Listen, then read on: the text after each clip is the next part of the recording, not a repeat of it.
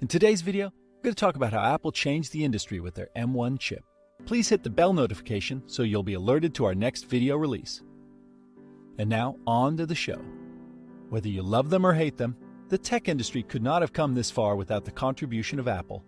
They've been the forerunners of technological innovation for more than a few decades, and they've pushed the industry forward in ways that could not have been made possible by any other company.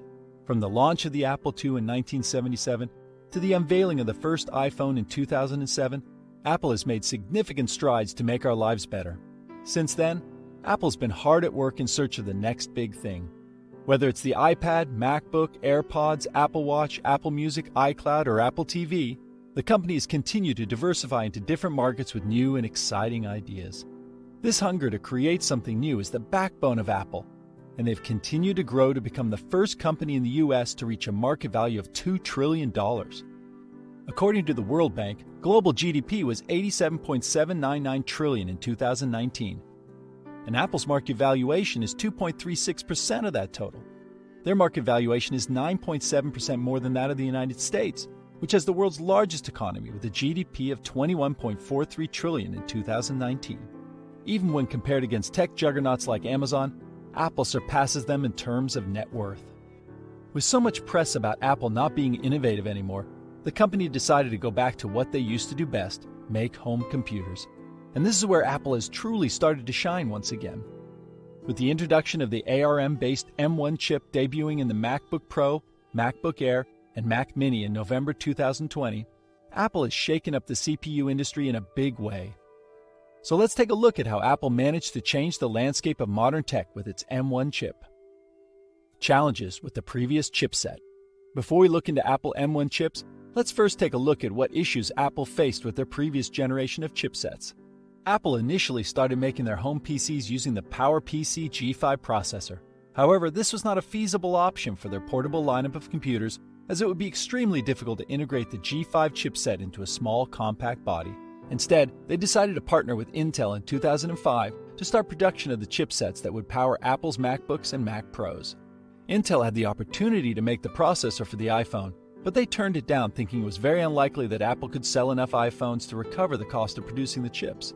Instead, Apple turned towards using ARM-based processor chips in collaboration with companies like Samsung and Qualcomm.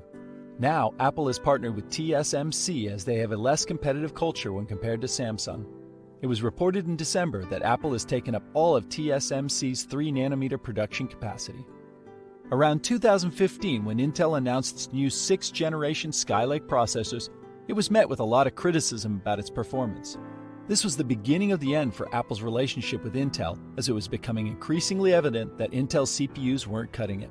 Intel's processors were also lacking when it came to Apple's frequent software updates. Macs would receive software updates much later than iPhones and iPads, as Apple had to optimize the update to support Mac OS. There are two main reasons why Apple decided to ditch Intel. Intel fell behind in manufacturing. Without making it too complicated, a smaller chipset equates to higher efficiency. So while most chip manufacturers are moving towards 5nm or even 3nm chipsets, Intel is still struggling with their 10nm chipsets. Apple wants its own core technology. Apple CEO Tim Cook has gone on record to say that they want to own their own core technologies so they can integrate their products much more deeply.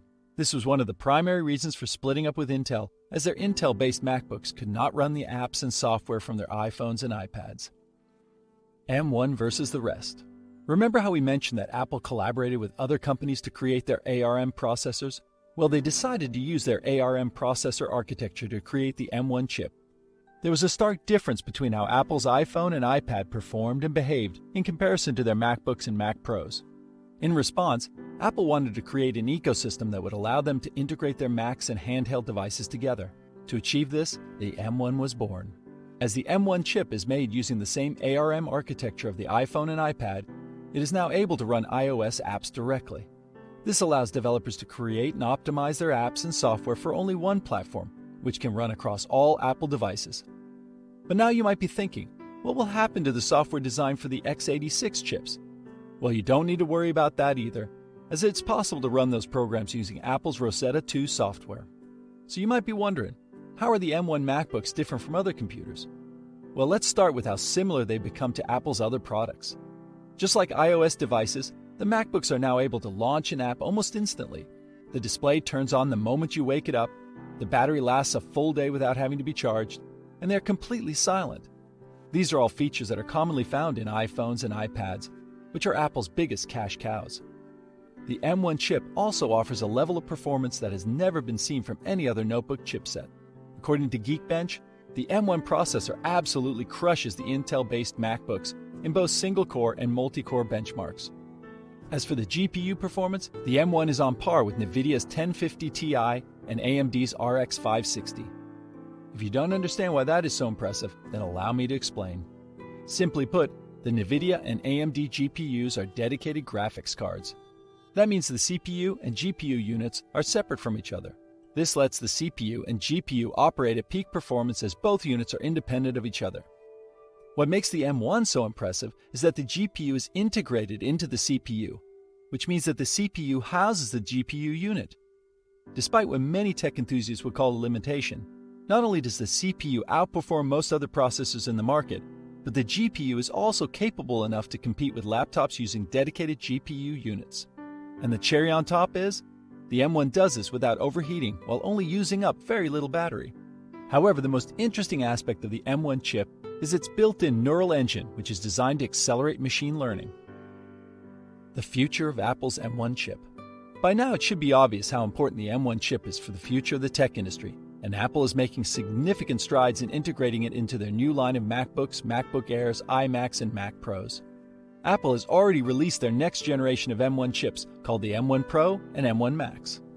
The CPU performance on the M1 Pro and M1 Max is 70% faster than the base M1 according to Apple. Whereas the M1 Pro has a GPU that is twice as fast as the M1, the GPU of the M1 Max is 4 times faster than the M1. The graphics performance benchmarks of these new chips are comparable to NVIDIA's latest RTX 3060 and 3070 GPUs. Another area where the new M1 chips outshine their predecessor is in the number of transistors.